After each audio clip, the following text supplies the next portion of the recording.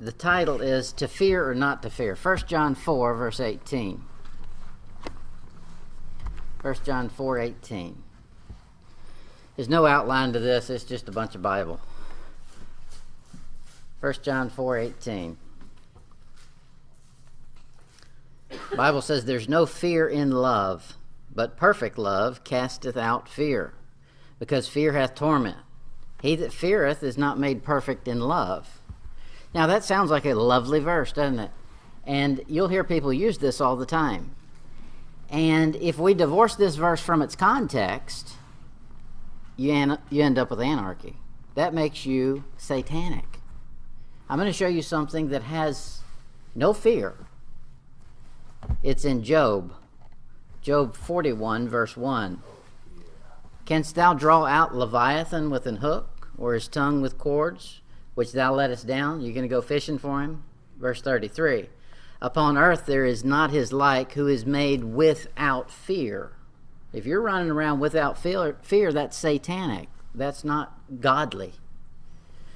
There's times to fear. There's times to not fear. There's things to fear and things not to fear. So don't let anybody quote 1 John 4 to you and say you shouldn't have any fear.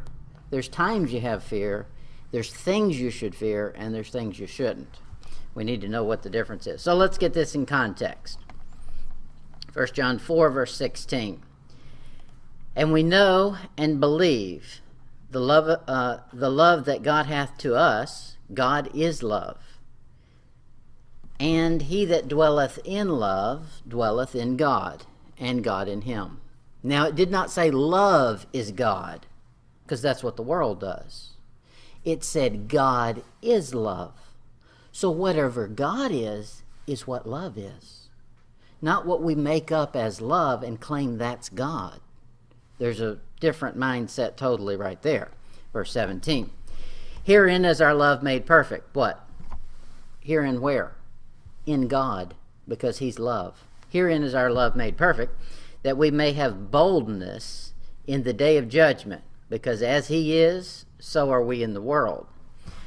Okay, that's the reason for us to love, is because of the judgment. Right there. Not have fear, but love, because there's a judgment coming. Now, we'll get back to that verse in a minute, but we're going to chase some more rabbits first. Verse 18. There's no fear in love, but perfect love casteth out fear. That's another verse you'll hear a lot. Because fear hath torment. He that feareth is not made perfect in love. True, if you know what true love is. But if you're taking the world's idea of love, it's full of fear. And if you don't have fear in that kind of love, you're foolish. Verse 19.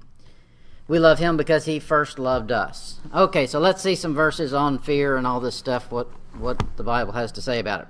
Deuteronomy chapter 8, verse 6. He says, Therefore thou shalt keep the commandments of the Lord thy God, to walk in them, to walk in his ways, and to fear him. So right from the beginning of the Bible, we're told we must fear God. In chapter 13, verse 4, he says, Ye shall walk after the Lord your God, and fear him, and keep his commandments, and obey his voice, and ye shall serve him, and cleave unto him. Another time we're told to fear. In Psalms 22:23 says, Ye that fear the Lord, praise him. All ye the seed of Jacob, glorify him, and fear him. All ye the seed of Israel. Twice it's told to fear. God thinks that his people need to be fearing him. So if somebody comes along and says, you shouldn't fear anything, God should be your best buddy, you shouldn't fear him, they're making up a God. It's not the God of the Bible. God says you better fear him. Chapter 25, verse 14. The secret of the Lord is with them that fear him, and he will show them his covenant. You know why most modern preachers don't have any depth in their preaching? They've not found any of the secrets of the Lord because they don't fear God. If you don't fear God, he's not going to give you any special secrets. This Bible's full of them. It's the glory of God to conceal a matter. He's put a bunch of secrets in here. If you'll fear him, he'll start telling you his secrets. Chapter 34, verse 7. The angel of the Lord encampeth round about them that fear him, and delivereth them. Boy, wouldn't that be a good benefit? These people running around saying, don't fear God, love him. Well, they're missing something. You get special deliverance if you're fearing God. Verse 9, O fear the Lord, ye his saints, for there is no want to them that fear him. Now, the charismatics need to get a hold of that verse. They're running around saying you can just stomp your feet and demand God do this or do that because you got all this faith. But the verse here says, if you'll just fear him, you will not have any want. There's nothing you'll be lacking. In chapter 103, verse 11, he says, For as the heaven is high above the earth, so great is my mercy toward them that fear him. Toward them that fear him. Okay. So God gives extra mercy. Now, we all get mercy to some degree, but there's an extra dose given out if you fear him. So fear is a pretty good quality to have so far. Look at verse 17. But the mercy of the Lord is from everlasting to everlasting upon them that fear him, and his righteousness unto children's children. So that's the same thing, talking about mercy, special mercy. Chapter 111, verse 15. He hath given meat unto them that fear him. Need some food? Need your refrigerator filled up? Start fearing God. He will ever be mindful of his covenant. In 147, verse 11, the Lord taketh pleasure in them that fear him, in those that hope in his mercy. Now, you've read up to this point. So up to this point, he's told us that with fear comes mercy from God. So now he says the person who's actually fearing God and fearing with the hope of getting mercy, God takes pleasure in that. That makes him happy. In Matthew chapter 10, verse 15, this is Jesus talking. He says, Verily I say unto you, it shall be more tolerable for the land of Sodom and Gomorrah in the day of judgment than for that city. He's instilling fear in somebody, and that's his point. In verse 28, And fear not them which kill the body, but are not able to kill the soul, but rather fear him which is able to destroy both soul and body in hell. Jesus Christ clearly is saying you better fear God. He's saying the worst person you could find, the worst situation you could be in where you could lose your life on this earth, don't be scared of it in comparison to how much you fear God. In Matthew 11:22. Now, we're just one chapter over. We were in chapter 10. Watch what he says in chapter 11. But I say unto you, it is more tolerable for Tyre and Sidon at the day of judgment than for you. Here it is again. He's trying to make somebody scared to death. He is. And that's the way he preached. So there's nothing wrong with a little hellfire damnation preaching. That's the way our founder preached. In verse 24, But I say unto you that it shall be more tolerable for the land of Sodom in the day of judgment than for thee. He said it again. He's trying to stress a point. We'll go another chapter, chapter 12, verse 36. But I say unto you that every idle word that men shall speak, they shall give account thereof in the day of judgment. Wow. He's trying to scare somebody out of hell. Not into it, out of it. So he's telling them some things that should make them fear and tremble. In Luke chapter 12, verse 5, he says, But I will forewarn you whom ye shall fear. Fear him, which after he hath killed, hath power to cast into hell. Yea, I say unto you, fear him. 3 times. That went into both ears and we got a spare tire. So I think we should get the point. We're supposed to fear God. Now you'll find people who say don't fear him. Fear just means reverence him. No, it means fear. It means actual fear. Romans chapter 11, verse 20. Well, because of unbelief, they were broken off, talking about Israel. But thou standest by faith. Be not high-minded. Here's what you should be, but fear. Wow. We're supposed to fear God in the church age. Yes, sir. 1 Corinthians 2:3. And I was with you in weakness, Paul talking about coming to them. I was with you in weakness and in fear and in much trembling. So there he is again. He's in fear. And he's not saying that was a bad thing. That was a good thing. That was a credential to his ministry. 2 Corinthians 5:11. Knowing therefore the terror of the Lord, we persuade men.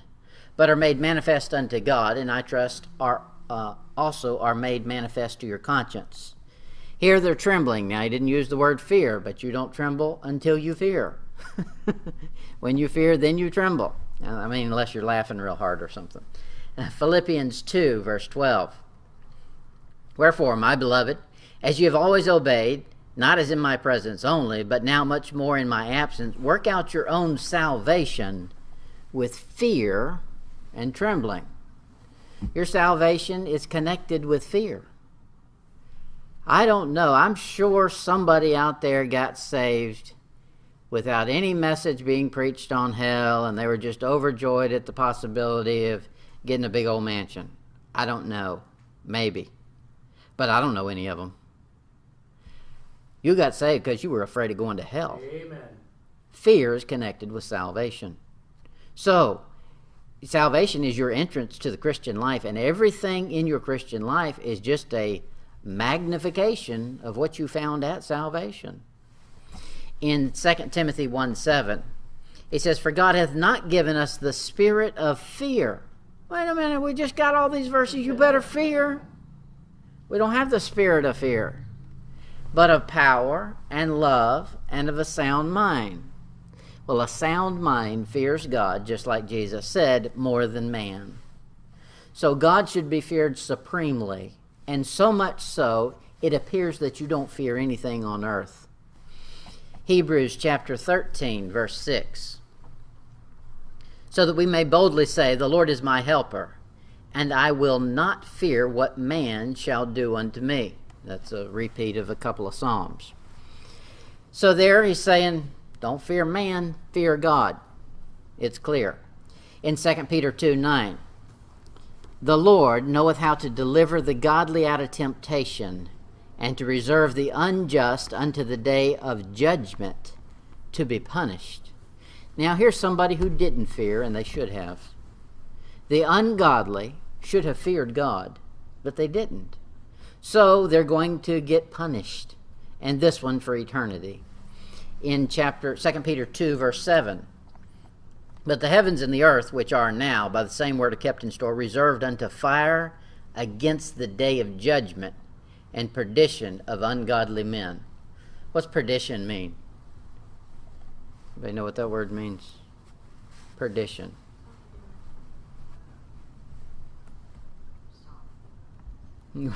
Not really. We spiritualized it to make that definition.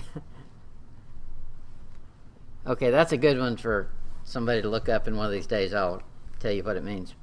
Okay, perdition. That's a good word to know because it's a doctrinal word and it tells you a lot of good stuff about future events. And perdition is a word that's used many times in the Bible. Not a whole lot, but it's used enough that it's something we should know. Revelation 19, verse 5. And a voice came out of the throne saying, Praise our God, all ye his servants, and ye that fear him, both small and great. So now here he's saying God's people fear God. So we know from the Bible we're supposed to fear God. I didn't give you the reference, but in Hebrews you'll find a reference that says to serve him with godly fear and reverence. Both words, so the two are not the same. Reverence you should have, but you should also have fear. Romans 14, verse 10. Romans 14:10, and I need to get back to my text because we're going to use it again in a minute. Okay. Why dost thou judge thy brother, or why dost thou set at naught thy brother? Why? Why would you do that? Because we're just normal humans. That's why we do it. It makes us look good. That's exactly why we do it. But he says it's a waste of time to do that because, for we shall all stand before the judgment seat of Christ. If you're saved, you're going to stand before the judgment seat of Christ. Now, what have we learned so far? We're to fear God. So, if you'll fear him right now, then you won't fear him when you stand. But if you don't fear him right now, you will fear him when you stand. And I'm going to develop that as we go. 1 Corinthians 3. 1 Corinthians 3, verse 11 to 15. For other foundation can no man lay than that which is laid, which is Jesus Christ. Now if any man build upon this foundation, gold, silver, precious stones, wood, hay, stubble, every man's work shall be made manifest, for the day shall declare it, because it shall be revealed by fire. And the fire shall try every man's work of what sort it is. If any man's work abide, which he hath built thereupon, he shall receive a reward. This is the judgment seat of Christ. If any man's work shall be burned, he shall suffer loss, because it'll be burnt, it won't be there. But he himself shall be saved, yet so as by fire, not meaning he went to fire, but that the fire burnt everything but him. So, now, he says there's going to be this fire. Well, what do you think that fire is? Well, I think what that fire is everything you do on earth right now manifest itself in some form in heaven. And he told us what that form is. Gold, silver, precious stones, wood, hay, stubble. So when you do an action, it produces an actual thing in heaven. And right now, God's not inspecting those things. He's inspecting you right now. But one day we're going to get up there and it's going to be review time. And so out's going to come everybody's works, because they'll be evident then. There will be something to show for it. And what he'll do is he'll just review it. In Revelation, we found that out of his eyes was a flaming fire. Okay, so all he has to do is look at it. He reviews it. And when he does, it's like a laser. And it lights on fire the cheap stuff, and it's gone. The good stuff, what's it do? It gets melted down and turned into a crown. And that's something you get. In 2 Corinthians 5:10, he says, For we must all appear before the judgment seat of Christ, that every one may receive the things done in his body according to that he hath done, whether it be good or bad. Okay, so that's the stuff. The wood, hay, and stubble's the bad. The good is, of course, the precious metals. In Hebrews 9:27, he says, It's appointed unto men once to die, but after this the judgment. Now, that right there, I'm just going to give you the doctrinal side of it. That right there applies whenever you die. Now, if you died being a lost person, your judgment that you're appointed to is the great white throne judgment. A saved person, when he dies, he's appointed to the judgment seat of Christ. Two different judgments. Revelation 9, verse 8, he says, Fine linen is the righteousness of the saints. I didn't put this verse in there, I should have. Job says this, Naked came I out of my mother's womb, and naked shall I return. That's a fact. When you show up at the judgment, you know how you show up? Naked. The same way you came into this world. Right now you're doing something. Your life is producing what you'll wear at the judgment. Fine linen is the righteousness of the saints. Revelation 16:15, he said, Blessed is he that watcheth and keepeth his garments, lest he walk naked and they see his shame. Some people will get up there and they hadn't been preparing any clothes. They're going to be naked before the judgment. In 1 John 2, verse 28, he says, Abide in him, that when he shall appear, we shall have confidence and not be ashamed before him at his coming. I would say so. You don't want to be ashamed. You don't want to show up naked. You need to have done some righteous things and sewed some righteous garments to wear. At salvation, a man begins to sew and make clothes for himself for the heavenly review time. Now, the Bible didn't say that fine linen was the righteousness of Jesus Christ. He said fine linen is the righteousness of the saints. That's something you produce. That righteousness is our responsibility. This is what you or I will do on this earth for the Lord after the new birth, after you've gotten saved. In Ephesians 2:10, he says, For we are his workmanship, created in Christ Jesus unto good works. You should start sewing your heavenly garments now. That's why you were saved, for the purpose of doing good works, that's your righteousness, which God hath before ordained that we should, not that we will, but that we should walk in them. So what are you going to be walking in when you get to heaven? Your good works, your righteousness, the things you've produced on this side. Matthew 25:21. His Lord said unto him, Well done, thou good and faithful servant. Thou hast been faithful over a few things. I will make thee ruler over many things. Enter thou into the joy of the Lord. So here's somebody coming into heaven. And he says, look, they've done what they were supposed to. Now this is actually doctrinally, he's coming into the kingdom. But they've done what they're supposed to have done. And he says, enter into the joy of the Lord. I'm going to show you a problem that Christians have.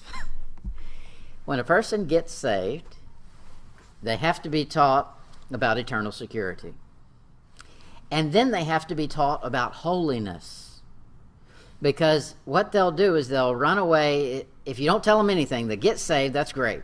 The first thing that happens is the devil beats them up and says, no, you're not saved. Then maybe they'll struggle with that. Somebody will show them from the Bible, in this age you are saved forever. He can't deny himself. He's in you, you're saved, period. Then it'll go to the other extreme. Well, if I can't lose it, what's it matter what I do? Okay, then you got to teach them holiness. And the way you do that is you take them to the judgment. There's going to be a fearful thing to fall into the hands of an angry God. And you're going to take them through that judgment, and the things that you've done, good or bad, are going to be judged. And we know the terror of the Lord, and therefore we persuade men. And but you got to be careful with that, because that can go to extreme. Then people no longer want to go to heaven because they don't want to go to the judgment. Okay, we got to get the right balance on all of this. You can stand boldly at the judgment with no fear if you'll just have it right now. The point of this is he says you could enter into the joy of the Lord. Not the judgment and condemnation, not the anger. No, the joy of the Lord. It should be a joyful event. It's an award ceremony if you've prepared. In 2 Timothy 4 verse 1, he says, I charge thee before God and the Lord Jesus Christ, who shall judge the quick and the dead at his appearing in his kingdom. That's two separate things. His appearing and in his kingdom. I'm not going to get bogged down with the doctrinal, but you can work on that sometime. Verse 2, preach the word, be instant in season and out of season.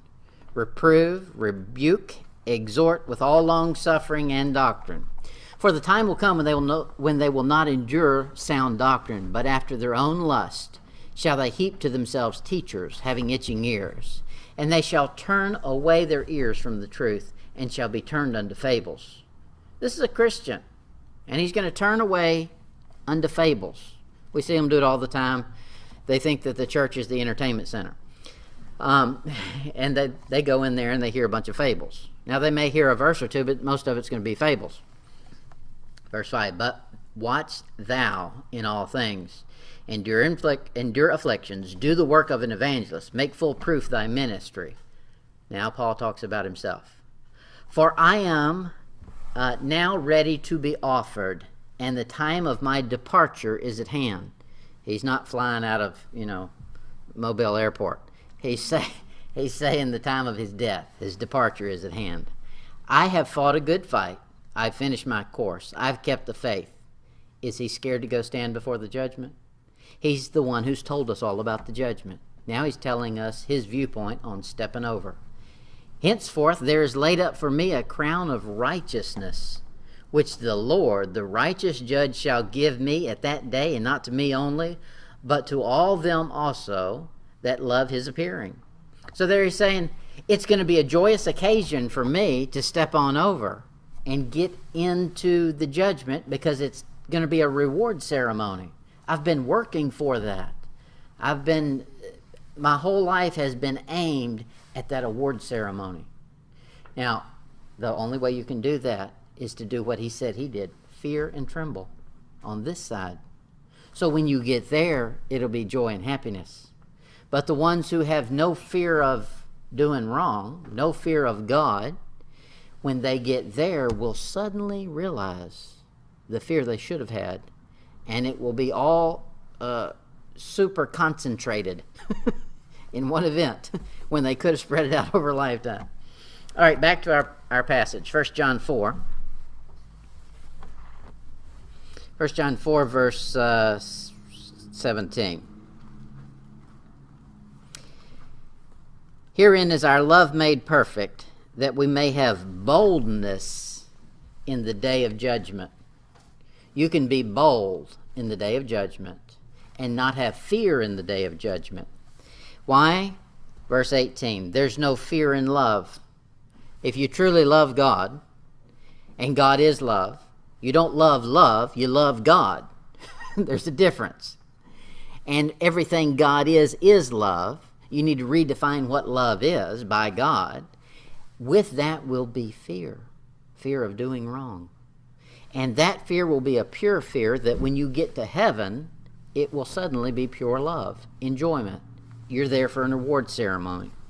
So that's all I've got. That's the explanation of that passage. That passage gets so thrown around and misused that you find people doing all kinds of things with it. It's not that we're fearful of things. It's that we're fearful of God.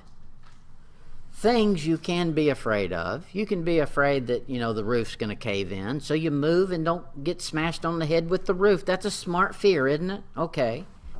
If there's a dog out there, that's rabid, foaming at the mouth and coming after you, it'd probably be a good idea to be afraid of that animal. Okay? If you don't fear some things, you're just stupid. Okay? And if you've not learned that, then you won't be around long. So, who was it? One of the generals said, bravery is not the absence of fear. It's the addition of courage. So you don't ever have a time where you're not afraid because we're flesh. But what we do have is we do have a greater fear that controls us. If the greater fear is God than man, then one of the two is going to win out, always. In the situation, you either fear God more or you fear man more. When my kids messed up, when they were growing up, I used to say, what did you think was going to happen when I found out? Because I know the thought entered your head. What's my dad going to say when he finds this out? And that's a fact. That should be us.